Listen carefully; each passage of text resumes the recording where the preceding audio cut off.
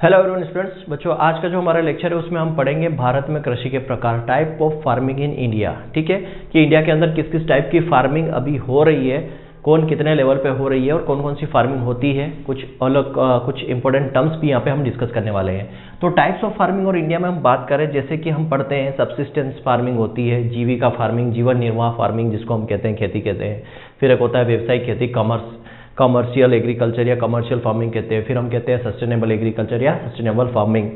फिर एक intensive farming होता है, एक्सटेंसिव फार्मिंग होता है। ये टर्म्स क्या है, देखो इतने ज़्यादा इंपॉर्टेंस तो नहीं बोल सकता कि इतने ज़्यादा इंपॉर्टेंट एग्जाम में क्वेश्चन पूछा जा सकते हैं, लेकिन जैसे सस्टेनेबल फार्मिंग या सस्टेनेबल एग्रीकल्चर से एग्जाम में क्वेश्चन पूछा हुआ है। किन किन एग्जाम में पूछा हुआ है, तो ऑलमोस्ट सब जितनी भी एग्रीकल्चर एग्जाम्स हुई हैं, कहीं ना कहीं पिछले पेपरों में एग्जाम में सस्टेनेबल एग्रीकल्चर से क्वेश्चन जरूर पूछा है। तो सस्टेनेबल एग्रीकल्चर जो है वो अपने आप में एक अलग से लेक्चर भी मैं लूंगा, सस्टेनेबल एग्रीकल्चर क्या होता है। बस यहाँ पे हम देख रहे हैं कि होता क्या है, जस्ट यहाँ पे थोड़ा सा डेफिनेशन हम देखेंगे, ठीक है। बाकी वो अलग से पार्ट देखेंगे, सस्टेनेबल एग्रीकल्चर एक ऑर्गेनिक फार्मिंग के अंदर आता है वो, तो पूरा उसको हम अलग से डिस्कस करेंगे। तो यहाँ पे भारत में कृषि के प्रकार में मैं बात करूँ, सबसे पहले मैं अगर देखें यहाँ पे तो आपको चीजें मिलेगी क्या। यहाँ पे हम सबसे पहले डिस्कस करेंगे तीन टाइप को, पहले हम यहाँ पे समझ सकते हैं। सबसे पहले हम यहाँ पे डिस्कस करेंगे सब्सिस्टेंस, या सब्सिस्टेंस ना डिस्कस करके मैं बात करता हूँ शिफ्टिंग कल्टीवेशन पहले, ठीक है। शिफ्टिंग एग्रीकल्चर, स्थानांतरण खेती, स्थानांतरण कृषि या खेती भी बोल सकते हो अगर फार्मिंग लिखना हो तो। शिफ्टिंग कल्टीवेशन, शिफ्टिंग एग्रीकल्चर या शिफ्टिंग फार्मिंग या स्थानांतरण कृषि या स्थानांतरण खेती आप बोल सकते हो, ठीक है। क्या होता है ये आप लोग अच्छे से जानते हो, ये टर्म्स पढ़ाने की जरूरत नहीं पड़ती, बट यहाँ पे कुछ ऐसे टर्म्स में इसको बोलूंगा, ठीक है। पहले तो इसको समझ लेते होता क्या है, और कुछ ऐसे टर्म्स में यहाँ पे बताऊंगा ऐसे कि इसको और क्या क्या कहा जाता है और किस एरिया में क्या कहा जाता है जहाँ से क्वेश्चन बनता है, ठीक है। ये एक आईएमपी टॉपिक है ना, यहाँ से क्वेश्चन पूछा जा सकता है, ठीक है। थोड़ा सा सिंपल है बट पूछा जा सकता है। तो शिफ्टिंग एग्रीकल्चर क्या होता है, ये जो है एक बहुत ही पुराना प्रचलित प्रथा बोल सकते हो या पुराना तरीका है कृषि का, जहां पर क्या होता है जो जनजातियां हैं, है ना, जो जंगलों में रहती है, वो क्या करती है जंगल को काट कर वहां पर जंगल को जलाकर, जंगल के एक छोटे से टुकड़े को जलाकर उसको वहां पे जो पेड़ पौधे उनको काट कर एक खाली मैदान बना देती है और वहां पर क्या करती है फसल को उगाती है, क्रॉप को लगाती है। तो वो एक ही क्रॉप को कई सालों तक लगाते हैं, और एक ही क्रॉप को कई सालों तक लगाते हैं तो क्या होता है वहाँ की जो भूमि है वो बंजर हो जाती है। क्यों? क्योंकि हमने क्रॉप रोटेशन पढ़ा है कि फसल को अदल बदल कर बोना चाहिए ताकि सोइल की फर्टिलिटी मेंटेन रहे। लेकिन अगर एक ही क्रॉप को आप साल दर साल लगाते रहोगे तो फसल की जो है भूमि की जो है उर्वरा शक्ति नष्ट हो जाएगी। फिर इंसेक्ट पेस्ट जो है, कीड़े मकोड़े हैं, उनका अटैक अच्छा खासा हो जाएगा, बीमारी अच्छी खासी हो जाएगी, उसमें खरपतवार अच्छे खासे लग जाएंगे, जिसकी वजह से प्रोडक्शन जो है खत्म हो जाएगा। तो खत्म होने की वजह से वो क्या करते हैं, फिर उस जगह को छोड़ के दूसरी जगह जंगल में ही दूसरी जगह पर चले जाते हैं। वो जंगल वहां से छोड़कर कहाँ चले जाते हैं, दूसरी जगह पर चले जाते हैं, और वहां पर फिर जंगलों को काट कर खेती करना शुरू करते। तो वो एक स्थान से दूसरे स्थान पर चले गए, मतलब क्या हुआ, उन्होंने शिफ्ट कर दिया। तो इसीलिए इसको बोला जाता है शिफ्टिंग कल्टीवेशन। भारत में कई ऐसी जगह है जहाँ पर होता है। अब मोस्टली आप देखोगे तो ये अपना जो है पूर्वी क्षेत्र है ना, पूर्वी क्षेत्र है या उत्तर पूर्वी क्षेत्र है, वहां पर ये आज भी होता है। मध्य प्रदेश में कुछ हिस्सों में होता है, झारखंड के कुछ हिस्सों में ये होता है, ठीक है। अलग अलग नाम से इनको पुकारा जाता है, तो हम समझते हैं। तो ये एक क्या बोला जाता है, इसको हम कह सकते हैं ये क्या है, प्रिमिटिव फॉर्म है। प्रिमिटिव फॉर्म है किसका, प्रिमिटिव फॉर्म ऑफ एग्रीकल्चर। ये एक एग्रीकल्चर का एक पुराना प्रचलित तरीका, मैं क्या कह सकता हूं कि कृषि का क्या है, अति प्रचलित या कृषि का अति प्राचीन तरीका, अति प्राचीन तरीका है ना। बहुत ही पुराने समय में यही करते थे लोग, है ना। जब मैंने बात की थी इंट्रोडक्शन की, लोग नदियों के जंगल में रहते थे, वहाँ पे नदियों के आसपास रहने लगे, तो एक ही प्रकार की फसल बार बार उगाते थे, जमीन खराब हो जाती थी, दूसरी जगह पर चले जाते थे, ठीक है। तो ये एक प्रिमिटिव फॉर्म है, बहुत ही पुराना प्रचलित तरीका है कृषि का। इसमें करते क्या थे, ये क्या करते थे, कट डाउन दी फॉरेस्ट, ठीक है, कट डाउन दी फॉरेस्ट, ये cut down A part of forest, A part of forest, ये जंगल के किसी एक हिस्से को क्या करते थे, काटते थे, ठीक है, मतलब क्या कर रहे थे, ये वन के छोटे भूभाग को काटते थे, वन के छोटे से भूभाग को काटकर, छोटे से वन भूभाग को ये काट देते थे। काटने के बाद क्या करते थे, वहां पे जो भी छोटी मोटी झाड़ियां होती है, वृक्ष होते हैं, पेड़ पौधे होते हैं, उनको जला देते थे। ठीक है, फिर क्या करते थे, ये burn the trees and shrubs, मतलब कि जो वृक्ष है, पेड़ है और झाड़ियों को जला देते थे। ठीक है, क्या करते थे, वृक्ष और झाड़ियों को जला देते थे, छोटे छोटे वन के भूभाग को काटकर वहां पे जो पेड़ पौधे उनको जला देते थे। जला देने के बाद उसको एक मैदान तैयार कर लेते थे। ठीक है, तो वहां पे कर दिया, बर्न कर लिया। तो इसको क्या क्या नाम से कहा जाता है ये भी बताऊंगा। तो क्या ये एक पुराना तरीका है, क्या करते थे, वन के छोटे से भूभाग को ये वहां पे काट देते थे, वहां पर जो पेड़ और झाड़ियां होती थी उनको जला देते थे। जलाने के बाद क्या करते थे, वहां पर सेम क्रॉप या एक ही crop grown year after year on same forest land, मतलब जो भाग उन्होंने जलाया उसी जमीन पर एक ही क्रॉप साल दर साल लगाते थे। ठीक है, साल दर साल एक ही क्रॉप को लगाते थे। क्या हो गया, साल दर साल, ईयर आफ्टर ईयर, एक ही फसल को उसी वन भूमि पर लगाते थे, उसी वन भूमि पर उगाते थे। उगाना, उसी वन भूमि पर उगाना बोल सकते हो, उगाना। समझ में आ रहा है ना? मैं हिंदी में भी लिखते जा रहा हूँ, इंग्लिश में भी लिखते जा रहा हूँ, ताकि हिंदी वाले हिंदी में समझ जाए, इंग्लिश वाले इंग्लिश में समझ जाए। ठीक है, कि सेम क्रॉप को ईयर आफ्टर सेम जो फॉरेस्ट लैंड है उसी पर ये उगाते थे। तो जिससे होता क्या था, जिससे ये होता था, कुछ समय के बाद क्या होती थी, हैंस सॉइल की जो फर्टिलिटी है वो लॉस्ट हो जाती थी, सॉइल फर्टिलिटी लॉस्ट। मृदा की जो उर्वरा शक्ति है, मृदा की जो उर्वरा शक्ति है वो नष्ट हो जाती थी, नष्ट हो जाती। ठीक है, अगर एक ही फसल को आप बार बार लगा रहे हो, हर साल एक ही फसल लगा रहे हो, तो उसमें इंसेक्ट पेस्ट का अटैक भी होगा, उसकी उर्वरा शक्ति भी नष्ट हो जाएगी। अब उर्वरा शक्ति नष्ट हो गई तो वहां पे क्या हो गया, प्रोडक्शन खत्म हो गया, वो अनप्रोडक्टिव हो गई। तो वो क्या करते थे, शिफ्ट कर जाते थे। मतलब वो क्या कर जाते थे, जिसे उर्वरा शक्ति नष्ट, प्रोडक्शन हो गया खत्म, तो वो क्या करते थे, they shifted in new forest land. तो वो क्या करे जाते थे, स्थानांतरित हो जाते थे। वो कहां चले जाते थे, दूसरी वन क्षेत्र में स्थानांतरित हो जाते थे। ठीक है, कौन, जो जंगलों में रहने वाली प्रजाति है वो, या कह सकते हैं जो जंगलों में किसान रहते हैं वो। तो ये क्या कहलाता है, शिफ्टिंग फार्मिंग कहलाती है। समझ में आया पॉइंट, यहाँ पे समझ लीजिए। ये अति प्राचीन, मतलब एक प्रिमिटिव फॉर्म है एग्रीकल्चर का, बहुत ही प्राचीन तरीका है। यहाँ पे क्या करते थे, फॉरेस्ट के किसी एक पार्ट को वो क्या कर देते थे, काट देते थे, वन के छोटे से भूभाग को ये काट देते थे, और वहाँ पे जो भी पेड़ पौधे हैं उनको जला देते थे। जलाने के बाद एक ही क्रॉप को साल दर साल लगाते थे। जब एक ही क्रॉप को बार बार लगाते थे तो सॉइल की फर्टिलिटी वहाँ पे नष्ट हो जाती थी, वहाँ पे इंसेक्ट पेस्ट जो है उसका अटैक हो जाता था, खरपतवार बहुत ज़्यादा उग जाते थे, और जो उत्पादन है वो खत्म हो जाता था। तो फिर वो क्या करते थे, जो जनजाति थी, प्रजाति थी, वो कहाँ चली जाती थी, शिफ्ट हो जाती थी नए फॉरेस्ट लैंड पर, नए जंगल में, दूसरी जगह पर चले जाते थे, और वहां पर ये सेम चीज वापिस से करते थे। ठीक है, अब देखो यहाँ पे हुआ क्या है, एक शॉर्ट में समरी करें तो यहाँ पे क्या हो रहा है, क्रॉप तो क्या है, फिक्स्ड, मतलब क्रॉप तो है फिक्स्ड, क्रॉप तो क्या है, फसल तो यहाँ पे एक ही है ना, मतलब एक ही फसल तो एक ही है, फिक्स्ड। यहाँ पे हो क्या रहा है, लैंड रोटेट हो रही है, भूमि स्थानांतरण हो रहा है, भूमि का स्थानांतरण हो रहा है, लैंड रोटेट हो रही है ना भाई। एक ही जमीन, एक ही भूमि पर कई साल तक खेती की, वो भूमि खराब हो गई, दूसरी जब भूमि पर चले गए, लैंड पर चले गए, तो यहाँ पे लैंड का रोटेशन हो रहा है, क्रॉप फिक्स्ड है। और क्रॉप रोटेशन में क्या हो रहा था, क्रॉप का रोटेशन हो रहा था, लैंड फिक्स थी। जस्ट अपोजिट है। तो क्रॉप तो फिक्स है लेकिन लैंड का रोटेशन हो रहा है, इस वजह से इसको क्या कहा जाता है, लैंड रोटेशन भी कहा जाता है।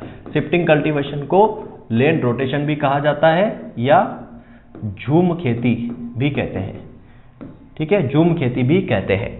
दूसरा मैंने यहाँ पे क्या बोला, शिफ्ट कर रहे हैं तो इसलिए शिफ्टिंग एग्रीकल्चर हो गया। दूसरा हमने यहाँ पे बात की कि ये जंगलों को जलाते थे, ठीक है, काटते थे और जलाते थे, तो इसलिए इसको स्लैश एंड बर्न फार्मिंग भी कहते हैं। क्या?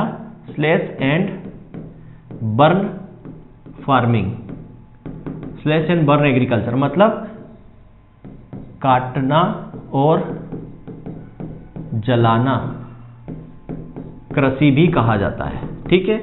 और इसको क्या कहा जाता है, इसको बूश फेलो फार्मिंग भी कहते हैं, बूश फेलो फार्मिंग भी कहते हैं। क्या कहते हैं? बूश फेलो फार्मिंग। क्या कहा जाता है? बूश फेलो कृषि, बूश फेलो कृषि भी इसे कहा जाता है। तो ये जो दो टर्म है ना, ये मोस्ट इंपॉर्टेंट है, एक तो स्लैश एंड बर्न, एक होता है बूश फेलो फार्मिंग, ठीक है। तो ये पूरी कहानी आपको समझ में आ गई होगी, मैं काफ़ी डिटेल में लिख भी रहा हूँ और आपको काफ़ी समझा भी रहा हूँ, ठीक है। चीज़ें समझ में आए तो कमेंट्स भी करना, ठीक है। तो प्रिमेटिव फार्मिंग है, हमने पूरा देख लिया क्या होता है। मतलब यहाँ पे कुल मिला के हो क्या रहा है कि क्रॉप तो एक ही है लेकिन जगह बदल रही है, तो लैंड रोटेशन बोल देते हैं, इसीलिए इसको शिफ्टिंग बोल देते हैं, स्थानांतरण कृषि बोलते हैं। हम जंगल को क्या कर रहे हैं, काट रहे हो, जला रहे हैं, तो स्लैश और बर्न भी बोल देते हैं और बूश फेलो भी इसको कहा जाता है। ज़्यादातर ये कहाँ देखने को मिलेगी आपको? Northern area, northern hilly area में आपको ये देखने को मिलेगी। उसके साथ ही आपको ये झारखंड में भी मिल जाएगी और एमपी के कुछ पार्ट में भी मिल जाएगी। क्लियर है? यहाँ पर आपको देखने को मिलेगी इस प्रकार की खेती। अब यहाँ पे कुछ बात करते हैं, जैसे आंध्र प्रदेश की बात करें, आंध्र प्रदेश की, तो आंध्र प्रदेश में इसे पोंडू कहते हैं। इस कृषि को क्या कहा जाता है? पोंडू। क्या कहा जाता है? शिफ्टिंग कल्टीवेटर को पोंडू कहा जाता है, ये पूछा जा सकता है, ठीक है। केरल की बात करें तो केरल में इसको कुमारी कहा जाता है। क्या कहा जाता है? कुमारी। केरल में इसको क्या कहा जाता है? कुमारी कहा जाता है, ठीक है। मध्य प्रदेश की बात करें, एमपी की, तो एमपी में इसको बेवर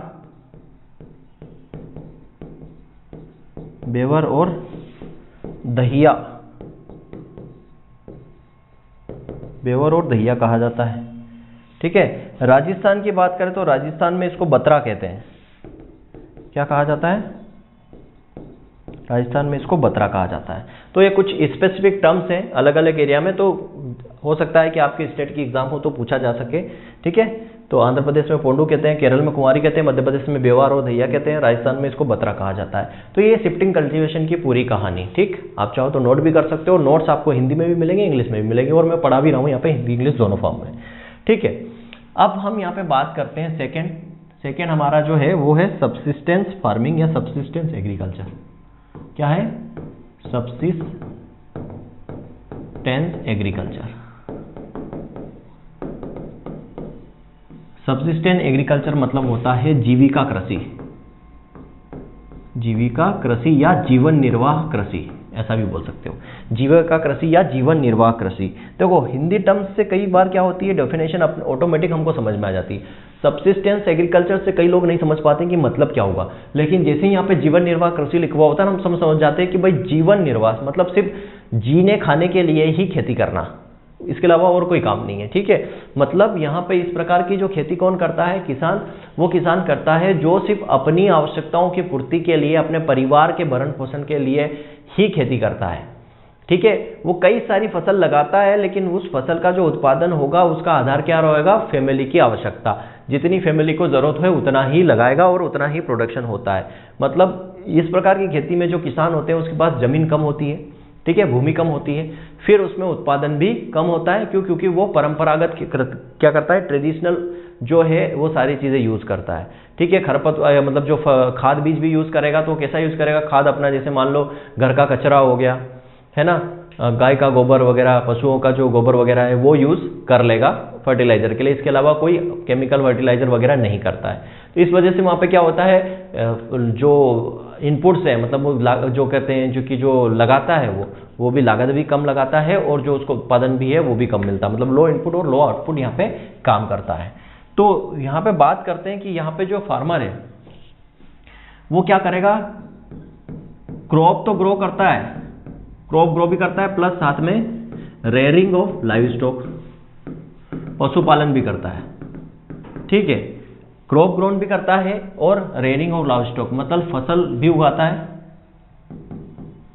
फसल भी क्या करता है, फसल उत्पादन भी करता है, ठीक है, और साथ में क्या करता है, पशुपालन भी करता है, पशुपालन भी करता है, लेकिन किसके लिए, ओनली फॉर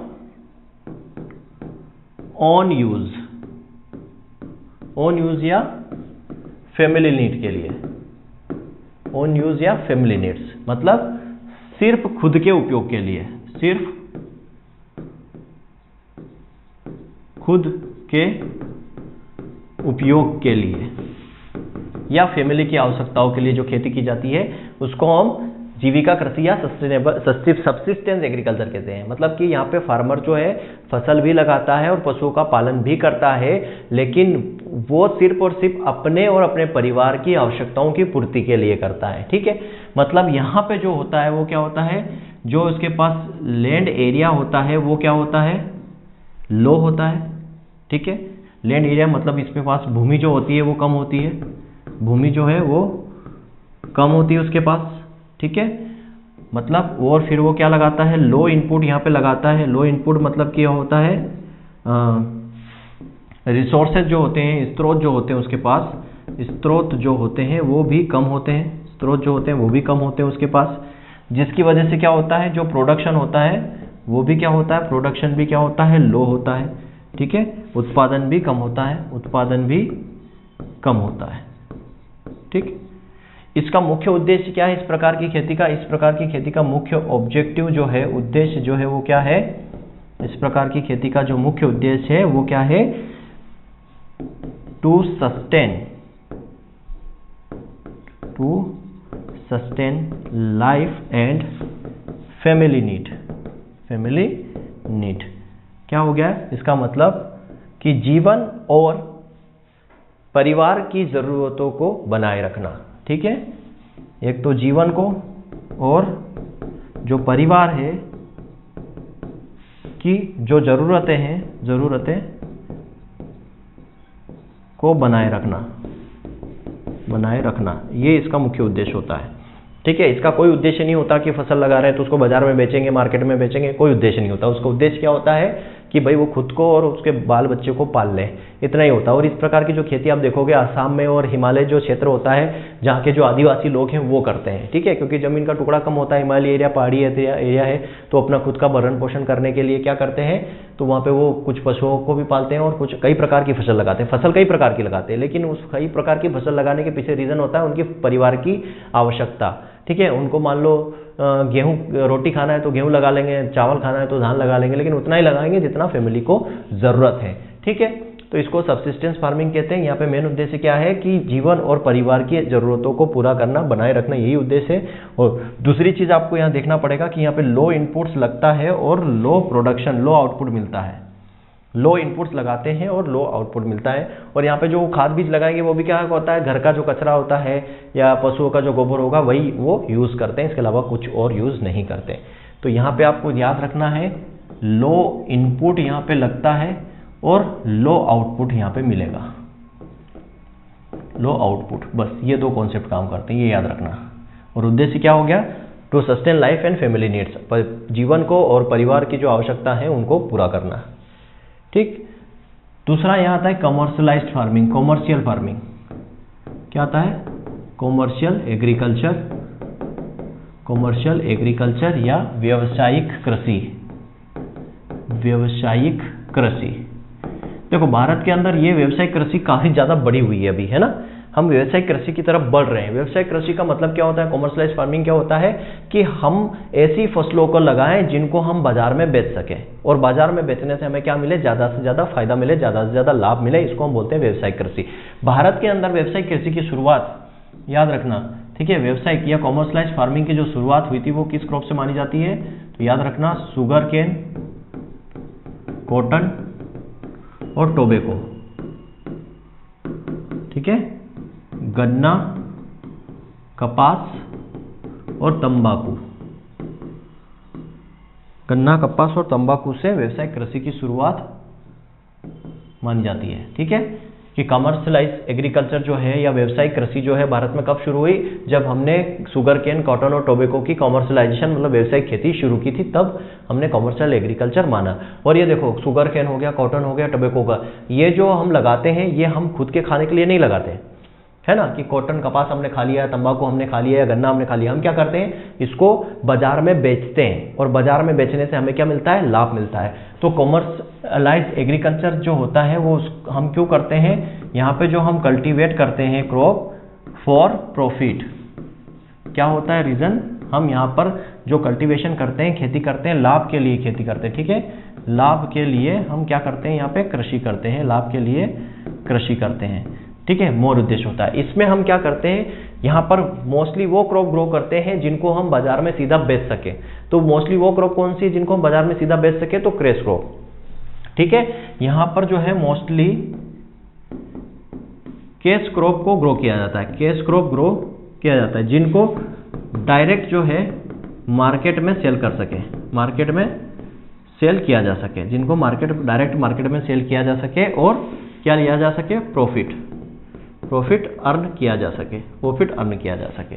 मतलब यहाँ पे ऐसी फसलें उगाई जाती हैं, ऐसी क्रॉप, कैश क्रॉप उगाई जाती हैं, नकदी फसलें उगाई जाती हैं जिनको मार्केट में सीधा बेचा जा सके और लाभ कमाया जा सके। ठीक है, तो यहाँ पे अधिकतर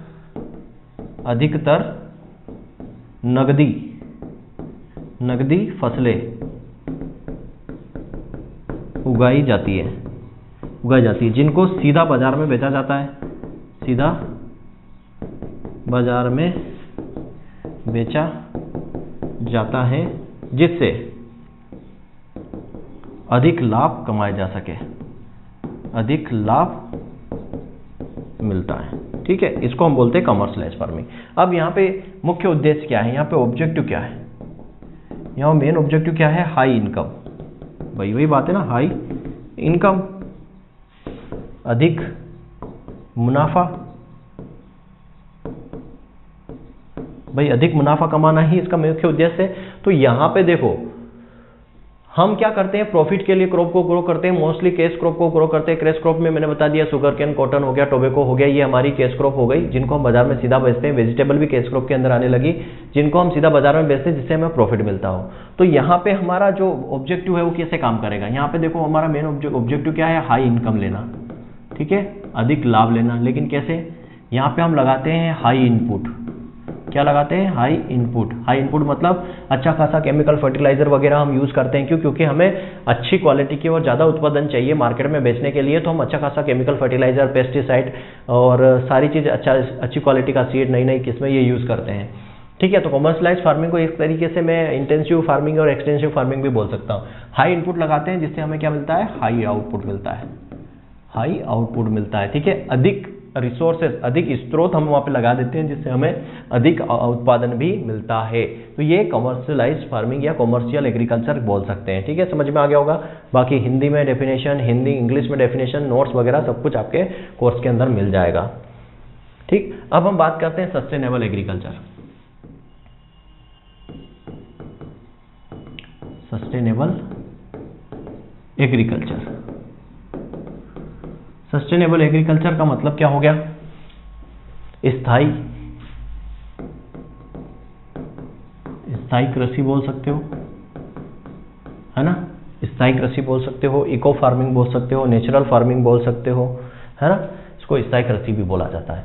देखो, सस्टेनेबल एग्रीकल्चर का मुख्य उद्देश्य क्या होता है कि जो हमारा वातावरण है इसको नुकसान पहुंचाए बिना, मतलब कि जो हमारे नेचुरल रिसोर्सेस हैं, प्राकृतिक संसाधन है, जैसे हमारी सोइल हो गई, हमारा पानी हो गया, हमारा वातावरण हो गया, इसको नुकसान पहुंचाए बिना अधिक से अधिक उत्पादन लेना, ताकि बढ़ती हुई जनसंख्या को हम भोजन पहुंचा सके, है ना। भाई हम कमर्शियलाइज्ड फार्मिंग भी कर रहे हैं, कमर्शियलाइज्ड फार्मिंग में भी हम हाई इनपुट यूज कर रहे हैं, हमें हाई आउटपुट मिल रहा है, हाई इनपुट यूज कर रहे हैं, हाई आउटपुट मिल रहा है कमर्शियलाइज्ड फार्मिंग में भी। लेकिन वहां पे हो क्या रहा है, हम हाई इनपुट यूज कर रहे हैं जैसे कि हम केमिकल फर्टिलाइजर और इंसेक्टिसाइड पेस्टिसाइड का बहुत ज्यादा यूज कर रहे हैं, जिसकी वजह से हमारी जो सोइल है, हमारा जो पानी है, हमारा जो वातावरण है, इन्वायरमेंट है, वो उसको नुकसान पहुंच रहा है। तो वो उसको कंट्रोल करके अगर हम ज़्यादा उत्पादन ले लें, ठीक है, हम सोइल हो गया, हमारे पानी हो गया, हमारे इन्वायरमेंट हो गया, हमारे जो भी प्राकृतिक संसाधन है, नेचुरल रिसोर्सेज है, उनको नुकसान पहुंचाए बिना अगर हम ज़्यादा प्रोडक्शन ले पाते हैं, उसको हम क्या बोलते हैं, स्थायी कृषि या सस्टेनेबल एग्रीकल्चर। क्यों? इसमें क्या होता है, एक तो इकोलॉजिकल बैलेंस बना रहता है, दूसरा हमारी सोइल की फर्टिलिटी जो है, उस मृदा की जो उर्वरा शक्ति है वो भी बनी हुई रहती है, ताकि हम लंबे समय तक उत्पादन ले सकें। सस्टेनेबल का मतलब यही है, स्थायी मतलब लंबे समय तक हम उसमें खेती कर सकें। तो यहाँ पे सस्टेनेबल एग्रीकल्चर का मतलब भी क्या हो गया,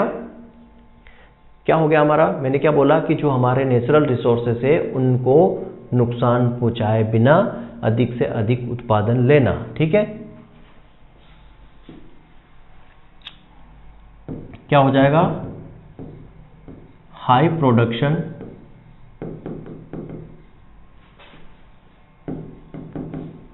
without degradation of natural resources.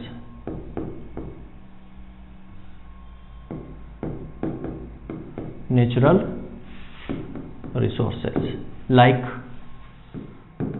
Soil, water, ETC। ठीक है, हमें ज़्यादा उत्पादन लेना है without degradation of natural resources, बिना हानि पहुंचाए, जो हमारे प्राकृतिक संसाधन है उनको बिना हानि पहुंचाए ज़्यादा से ज़्यादा उत्पादन लेना क्या कहलाता है, सस्टेनेबल एग्रीकल्चर या स्थायी कृषि कहलाता है। जैसे सोइल हो गया, वाटर हो गया, इनको नुकसान पहुंचाए बिना हमें ज़्यादा से ज़्यादा उत्पादन लेना। ठीक है, उच्च उत्पादन बोल सकते हैं, उच्च उत्पादन लेना कब, ठीक है, प्राकृतिक संसाधनों को बिना हानि पहुंचाए, प्राकृतिक संसाधनों को बिना हानि पहुंचाए उच्च उत्पादन लेना। अब प्राकृतिक संसाधन क्या हो गया, मृदा हो गया, पानी हो गया आदि, इनको हानि पहुंचाए हमें ज़्यादा से ज़्यादा उत्पादन लेना है, ये क्या कहलाता है, सस्टेनेबल एग्रीकल्चर कहलाता है। सस्टेनेबल एग्रीकल्चर का जो मुख्य उद्देश्य, मेन ऑब्जेक्टिव है, मेन ऑब्जेक्टिव क्या है, मेन उद्देश्य क्या है इसका, मेन उद्देश्य क्या है, इकोलॉजिकल बैलेंस, इकोलॉजिकल बैलेंस। ठीक है, मतलब हम कह सकते हैं वातावरण संतुलन। ठीक है, इकोलॉजिकल संतुलन बना रहे, वातावरण संतुलित रहे। ठीक है, ताकि हम लंबे समय तक कृषि कर सकें और ज़्यादा से ज़्यादा उत्पादन ले सकें। बढ़ती हुई जनसंख्या को देखते हुए ये काम किया जाता है, इसीलिए इसको क्या कहा जाता है, मतलब यहाँ पर क्या होता है, हम लो इनपुट यूज़ करते हैं, low input, low cost input use करते हैं। कौन से, लो कॉस्ट, जैसे कि FIM हो गया, है ना, FIM यूज़ करेंगे, FIM मतलब नेचुरल चीज़ें यूज़ करेंगे, लो कॉस्ट इनपुट यूज़ करते हैं और हमें क्या मिलता है, हाई आउटपुट मिलता है। जबकि कॉमर्शलाइज फार्मिंग में क्या था कि हम हाई इनपुट यूज़ कर रहे थे और हाई आउटपुट मिल रहा था। यहाँ पे हम लो इनपुट यूज़ कर रहे हैं, कम इनपुट यूज़ करेंगे, लो कॉस्ट इनपुट यूज़ करेंगे, हम केमिकल फर्टिलाइजर वगैरह यूज़ नहीं करेंगे, हम FIM वगैरह यूज़ करेंगे और ज़्यादा उत्पादन लेंगे। ठीक है, इस फार्मिंग को और क्या कहते हैं, इकोलॉजिकल फार्मिंग कहते हैं, इकोलॉजिकल फार्मिंग कहते हैं, नेचुरल फार्मिंग कहते हैं, नेचुरल फार्मिंग कहते हैं, और पर्माकल्चर कहते हैं। ठीक है, ये टर्म्स कई बार एग्जाम में पूछे हुए हैं, याद रखना। ठीक है, इको फ्रेंडली फार्मिंग भी कहते हैं। तो सस्टेनेबल एग्रीकल्चर का एग्जाम में RRB SO में भी क्वेश्चन पूछा हुआ था। ठीक है, उसमें ये पर्माकल्चर भी ऑप्शन में था। पर्माकल्चर भी बोल सकते हैं, सस्टेनेबल एग्रीकल्चर को पर्माकल्चर भी बोला जाता है, नेचुरल फार्मिंग बोला जाता है, इकोलॉजिकल फार्मिंग बोला जाता है और ऑर्गेनिक फार्मिंग भी बोल देते हैं इसको। ठीक है, तो आई होप आपको समझ में आ गया होगा कि सस्टेनेबल एग्रीकल्चर क्या होता है। तो जो हमारे नेचुरल रिसोर्सेज हैं उनको बिना हानि पहुंचाए अधिक से अधिक उत्पादन लेना। क्यों अधिक से अधिक उत्पादन लेना, क्योंकि जनसंख्या जो है हमारी दिन प्रतिदिन बढ़ती जा रही है, तो हमें उत्पादन तो ज़्यादा चाहिए ही चाहिए, लेकिन साथ में क्या चाहिए कि हमारा जो इकोलॉजिकल बैलेंस है, हमारे जो नेचुरल रिसोर्सेज है, सोइल है, पानी है, ये भी, इनको भी कोई नुकसान ना पहुंचे। लेकिन कॉमर्शियलाइज फार्मिंग में तो नुकसान पहुंचेगा क्योंकि हाई इनपुट यूज़ कर रहे थे। तो यहाँ पे मेन उद्देश्य यही है इसका।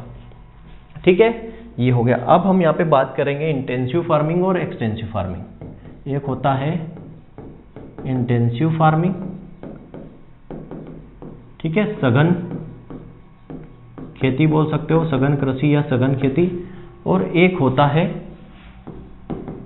एक्सटेंसिव फार्मिंग, एक्सटेंसिव एग्रीकल्चर भी बोल सकते हो, इसको बोलते हैं विस्तृत। क्या बोला जाता है हिंदी में, विस्तृत खेती या विस्तृत कृषि। ठीक, अब नाम से समझ में आ रहा है इंटेंसिव सघन, मतलब कि यहाँ पर हम क्या करते हैं, यह अगर आपसे पूछा जाए कि इंडिया में किस प्रकार की खेती की जाती है, भारत के अंदर किस प्रकार की खेती की जाती है, इंडिया के अंदर किस प्रकार की खेती की जाती है, तो याद रखना इंडिया के अंदर जो की जाती है मोस्टली इंडिया के अंदर इंटेंसिव फार्मिंग ही की जाती है, भारत के अंदर इंटेंसिव की जाती है। ठीक है, एक्सटेंसिव की जाती है ये डेवलप कंट्री में जहाँ पर छोटा एरिया है। भारत के अंदर क्यों की जाती है इंटेंसिव फार्मिंग? इंटेंसिव फार्मिंग का मतलब होता है कि हम पर यूनिट एरिया में हाई प्रोडक्शन ले सके। ठीक है, हाई प्रोडक्शन, हाई आउटपुट इन per unit area, per unit area मतलब कम जगह में ज्यादा उत्पादन लेना। ठीक है, इसका मतलब क्या हो गया, कम जगह में या कम भूमि में या प्रति इकाई भूमि में अधिक उत्पादन लेना, ऐसा बोल सकते हैं। प्रति इकाई भूमि से अधिक उत्पादन लेना, अधिक उत्पादन लेना। ठीक है, प्रति इकाई भूमि से अधिक उत्पादन लेना मतलब इस प्रकार की खेती में क्या होता है, यहाँ पर जो है एरिया जो है, लैंड जो है, एरिया जो है वो स्मॉल होता है। ठीक है, कम जमीन होती है। ठीक है, भूमि जो है वो कम होती है, कम भूमि जो है यहाँ पे कम होती है। ठीक है, अब देखो भारत के अंदर सब लोगों के पास छोटे छोटे एरियाज होते हैं, 1 हेक्टेयर 2 हेक्टेयर, ज़्यादातर जो है स्मॉल और मार्जिनल फार्मर ही है, तो एरिया कम है। कम एरिया होने की वजह से हम यहाँ क्या यूज़ करते हैं, हाई इनपुट यूज़ करते हैं। क्या यूज़ करते हैं, हाई इनपुट मतलब अधिक जो है यहाँ पे स्रोत बोल सकते हो, इनपुट कारक यो बोल सकते हो, स्रोत का हम इस्तेमाल करते हैं, रिसोर्सेज का इस्तेमाल करते हैं। मतलब हाई इनपुट का मतलब है कि यहाँ पे हम फर्टिलाइजर, हाई इनपुट का मतलब यहाँ पे देख सकते हो कि केमिकल फर्टिलाइजर का हम अच्छा खासा यूज़ करते हैं, लेबर का हम अच्छा खासा यूज़ करते हैं। ठीक है, ETC है ना, कि फर्टिलाइजर हो गया, केमिकल फर्टिलाइजर हो गया, पेस्टिसाइड हो गया, प्लांट प्रोटेक्शन हो गया और लेबर हो गया, इनका हम अच्छा खासा यूज़ करते हैं। तो इनपुट यहाँ पे ज़्यादा होता है, एरिया कम है, इनपुट ज़्यादा होता है क्योंकि हमें कम जगह में ज़्यादा प्रोडक्शन लेना रहता है। ठीक है, तो ये हो गया हमारा इंटेंसिव फार्मिंग। और इंडिया के अंदर इंटेंसिव फार्मिंग ही होती है। देखो छोटी छोटे जोत होती है, मतलब कि हमारे पास एरिया छोटा होता है और हमारा टारगेट क्या होता है कि कम जगह में ज़्यादा से ज़्यादा उत्पादन ले सके। और इंटेंसिव फार्मिंग मतलब क्या होता है कि more than 1 crop in a year, more than 1 crop in a year, एक साल में हम एक से ज़्यादा क्रॉप लेते हैं। ठीक है, ठीक है, एक साल में एक से अधिक क्रॉप लेना, एक से अधिक फसल लेना, है ना। ये भी एक इंटेंसिव फार्मिंग हो गया। कि देखो पहली बात तो ये है कि इंटेंसिव फार्मिंग का करने का मतलब क्या होता है कि हमें कम जगह में ज़्यादा उत्पादन लेना, क्योंकि यहाँ पे हमारे पास भूमि कम होती है। हम हाई इनपुट यूज़ करते हैं, मतलब हम fertiliser, chemical fertiliser, insecticide, pesticide का बहुत ज़्यादा यूज़ करते हैं, लेबर अच्छा खासा यूज़ करते हैं ताकि हमें प्रोडक्शन ज़्यादा मिले और एक साल में हम एक से ज़्यादा फसल उगाते हैं। ये इंटेंसिव फार्मिंग है। और भारत के अंदर, और भारत में भी कहाँ पे, तो नॉर्थ एरिया में, याद रखना, नॉर्थ और सेंट्रल एरिया में, नॉर्थ एरिया में, उत्तर भारत में, उत्तर मध्य भारत में। ठीक है, एक्सटेंसिव फार्मिंग जस्ट इसका उल्टा होता है। एक्सटेंसिव फार्मिंग में जस्ट इल्ड का उल्टा होता है। यहाँ पे जो होती है इल्ड जो होती है वो लो होती है, लेकिन टोटल प्रोडक्शन हाई होता है, टोटल प्रोडक्शन हाई होता है। अब इल्ड क्या हो गया, उपज, प्रोडक्टिविटी यहाँ की कम रहती है लेकिन टोटल प्रोडक्शन जो है वो हाई रहता है। दूसरी चीज़ यहाँ पे एरिया की बात करें तो एरिया यहाँ पे लार्ज होता है, लार्ज होता है। भूमि यहाँ पे, भूमि क्षेत्र जो है, भूमि अधिक होती है। ठीक है, भूमि अधिक होती है यहाँ पे, है ना, भूमि अधिक होती है। और यहाँ पे जो है एक ही फसल लगाई जाती है, 1 क्रॉप ओनली। ठीक है, 1 क्रॉप ओनली, एक ही फसल लगाते हैं एक साल में, एक ही फसल, 1 या 2 फसल ज़्यादा से ज़्यादा। ठीक है, 1 या 2 ही फसल लगाते हैं। यहाँ पे लो इनपुट यूज होता है, लो इनपुट यूज होता है। क्यों, क्योंकि एरिया भले ज़्यादा हो लेकिन इनपुट लो इनपुट यूज होता है। क्यों, क्योंकि एक ही क्रॉप यूज़ कर रहे हैं तो यहाँ पे लेबर भी कम लगते हैं और जो हमारा लेबर के साथ जो हमने बोला ना, फर्टिलाइजर, केमिकल वगैरह भी कम इस्तेमाल होता है। ठीक है, क्योंकि इसी वजह से प्रोडक्शन भी कम होता है। इसको एक्सटेंसिव बोला जाता है क्योंकि यहाँ पे एक्सटेंसिव यूज होता है मशीनरी का। ठीक है, किसका, मशीनरी का एक्सटेंसिव यूज होता है, मशीनरी का एक्सटेंसिव यूज होता है। ठीक है, एक्सटेंसिव यूज ऑफ मशीन्स, यहाँ पे मशीन्स का अच्छा खासा यूज होता है क्योंकि एक ही क्रॉप है। जैसे कि बात करें टी लगाते हैं, हमारे जो पूर्वी क्षेत्र है ना, जहाँ पर टी का बागान है, प्लांटेशन क्रॉप लगाते हैं, तो वहाँ पे देखो टी बागान दिखते हैं, कि प्रकार की क्रॉप आपको दिखती है पूरे साल, ठीक है। तो वहाँ पर एक्सटेंसिव फार्मिंग होती है, वहाँ पर एक्सटेंसिव यूज होता है मशीनरी का, इसलिए इसको मैकेनिकल फार्मिंग भी कहते हैं। क्या कहते हैं? मैकेनिकल फार्मिंग भी कहते हैं। मैकेनिकल फार्मिंग भी कहा जाता है किसको? एक्सटेंसिव फार्मिंग को। विस्तृत खेती को मैकेनिकल मतलब यांत्रिक कृषि भी कहते हैं, ठीक है। यांत्रिक खेती या यांत्रिक कृषि भी इसको कहा जाता है। क्यों? क्योंकि यहाँ पे सबसे ज़्यादा मशीनों का इस्तेमाल किया जाता है। यहाँ पे जो है कम स्रोत का इस्तेमाल होता है। कम स्रोत मतलब वही कम इनपुट का इस्तेमाल होता है। एक ही क्रॉप लगाते हैं, भूमि अधिक होती है, ठीक है, समझ गए होंगे। कहाँ पर किया जाता है ये देख लेना, हमारा ईस्ट पार्ट मतलब पूर्वी एरिया, पूर्वी क्षेत्र जो है भारत का, वहाँ पर इस्तेमाल होता है। जैसे प्लांटेशन क्रॉप लगाते हैं, प्लांटेशन क्रॉप तो ये एक्सटेंसिव फार्मिंग के अंदर आती है, ठीक है। और भारत के अंदर अगर आपको पूछा जाए भारत के अंदर कौन सी खेती होती है, तो इंटेंसिव फार्मिंग होती है। क्यों? क्योंकि यहाँ पर जोत का जो आकार है, आप देखोगे प्रति व्यक्ति के हिस्से में 1.08 ही एरिया आता है। मतलब कि छोटा एरिया है, छोटी जोत होती है, छोटे छोटे खेत होते हैं, है ना, ऐसे छोटे छोटे खेत होते हैं फार्मर के, और कम जगह में उसको ज़्यादा प्रोडक्शन लेना रहता है, और एक साल में 3 से 4 क्रॉप लेता है, इसलिए इंटेंसिव हो गई। यहाँ पे बड़े बड़े बागान होते हैं, बड़े बड़े क्षेत्र होते हैं, तो एक ही क्रॉप लगाते हैं पूरे के पूरे एरिया में। आपने देखा टी के पूरा जो एरिया है पूरा टी का ही है, पूरा खेत टी का ही है। हमारे छोटे से एरिया में हम यहाँ पे गेहूँ भी लगाते हैं, वीट भी लगाते हैं, राइस भी लगा देते हैं, सब कुछ लगा देते हैं। लेकिन यहाँ पे एक्सटेंसिव फार्मिंग में जैसे टी का बागान है तो पूरा खेत टी का ही रहेगा। प्लांटेशन क्रॉप है तो पूरी प्लांटेशन क्रॉप ही लगाई जाती है। इसीलिए वहाँ पे इनपुट्स जो है कम यूज़ होते हैं, हमारे पास इनपुट ज़्यादा यूज़ होते हैं, ठीक है। इसलिए यहाँ पे मशीनरों का ज़्यादा यूज़ होता है, हमारे पास मशीनरों का कम यूज़ होता है, इसलिए इसको एक्सटेंसिव या मैकेनिकल फार्मिंग भी कहते हैं। आई थिंक आपको समझ में आया होगा पूरी कहानी, ठीक है। अब हम बात करते हैं यहाँ पे, और बात करें तो कौन सी रह गई? एक होता है मिक्स्ड फार्मिंग, मिश्रित कृषि, है ना, मिक्स्ड एग्रीकल्चर या मिश्रित कृषि, ठीक है। तो इसमें कुछ भी नहीं है, कृषि के साथ पशुपालन करना, ठीक है, कृषि प्लस पशुपालन, ठीक है। एग्रीकल्चर के साथ साथ अगर हम लाइव स्टॉक भी ले रहे हैं तो उसको हम क्या बोल देते हैं? मिक्स्ड एग्रीकल्चर बोल देते हैं। इसमें और कुछ ज़्यादा याद रखने की ज़रूरत नहीं है, ठीक है। मिक्स्ड एग्रीकल्चर का मतलब यहाँ पे है, मिक्स्ड क्रॉपिंग अलग चीज़ है, मिक्स्ड फार्मिंग अलग चीज़ है, ठीक है। मिक्स्ड एग्रीकल्चर या मिक्स्ड फार्मिंग, मिक्स क्रॉपिंग का मतलब है कई सारी क्रॉप के बीजों को आपस में मिलाकर बो देना, मिक्स क्रॉपिंग कहलाता है। मिक्स फार्मिंग का मतलब है कृषि के साथ साथ एग्रीकल्चर के साथ साथ पशुपालन करना, लाइव स्टॉक भी रखना, ये क्या कहलाता है? मिक्स्ड फार्मिंग कहलाता है। और ये एक दूसरे की हेल्प भी करते हैं। इसका इस्तेमाल, इसमें हम जो हमें खाद मिलता है वो हम कृषि में यूज़ करते हैं, और इससे जो हमें भूसा मिलता है वो हम लाइव स्टॉक में यूज़ करते हैं। इंटीग्रेटेड यूज़ होता है यहाँ पे, ठीक है, इंटीग्रेटेड यूज़ होता है। और हम बात करें तो यहाँ पे एक होता है रिस्पॉन्स फार्मिंग। क्या होता है? Response farming. Response farming term जो है ये स्टीवर्ट ने 1988 में दिया था, और ये किस आधार पर दिया था? इसने ये किस पर? एनालिसिस ऑफ वेदर डाटा के आधार पर, एनालिसिस ऑफ वेदर डाटा, जो मौसमी आंकड़ों का विश्लेषण, किस आधार पर दिया था? मौसमी आंकड़ों के विश्लेषण के आधार पर यह शब्द दिया था।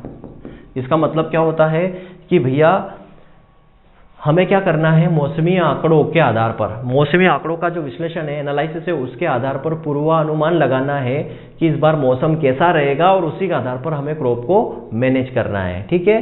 Crop manage according to pre monsoon period, ठीक है। हम क्या करते हैं यहाँ पर? रिस्पॉन्स फार्मिंग का मतलब क्या होता है कि हमें पूर्वानुमान लगाना है, हमें प्रिडिक्ट करना है मौसम को पुराने आंकड़ों के आधार पर, और जो रिजल्ट आएगा उसी के आधार पर हमें क्या करना है? वहाँ पर फसल लगाना है, खेती करना है, ठीक है। यह रिस्पॉन्स फार्मिंग कहलाता है, ठीक। तो और अगर हम बात करें, एक होता है प्रिसीजन फार्मिंग। प्रिसीजन फार्मिंग मतलब होता है target specific use of input. मतलब target specific use of input मतलब जितना क्रॉप को जरूरत है उतना ही इनपुट का इस्तेमाल करना।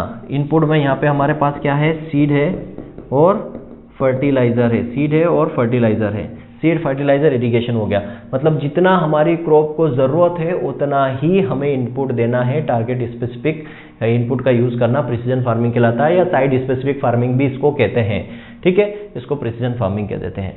तो जितनी भी थी यहाँ पे फार्मिंग हमने पढ़ ली है। कुछ और टर्म्स हैं जैसे पेरा क्या होता है, उतेरा क्या होता है, तो ये हम आगे भी पढ़ेंगे क्रॉपिंग पैटर्न क्रॉपिंग सिस्टम के अंदर। पेरा जो है वेस्ट बंगाल और बिहार में रिले क्रॉपिंग को बोला जाता है, और उतेरा जो है एमपी के अंदर रिले क्रॉपिंग को बोला जाता है। तो आपको जो है बच्चों पढ़ाने का तरीका यही रहेगा। नोट्स आपको हिंदी में भी मिल जाएंगे, नोट्स आपको इंग्लिश में भी मिल जाएंगे, ठीक है। यहाँ मैंने जो समझाया है आपने अगर अच्छे से समझ लिया है तो आपको बस जो हिंदी वाले वो हिंदी में जाके नोट्स एक बार पढ़ लीजिए, इंग्लिश वाले इंग्लिश में जाके एक बार नोट पढ़ लीजिए, आपका काम कंप्लीट हो जाएगा, ठीक है। चलो मिलते हैं नेक्स्ट लेक्चर में। Thank you very much.